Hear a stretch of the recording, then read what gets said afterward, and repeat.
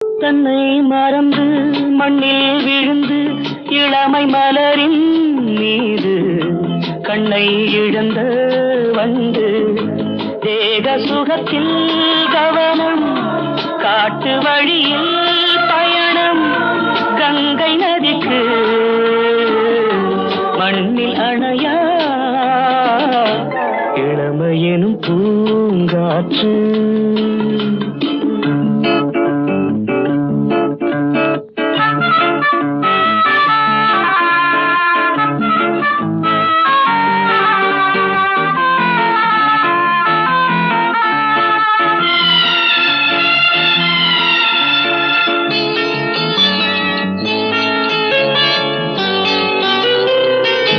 அங்கம் முழுதும் பொங்கும் இளமை இதம் பதமாய் தோன்ற அள்ளி அணைத்த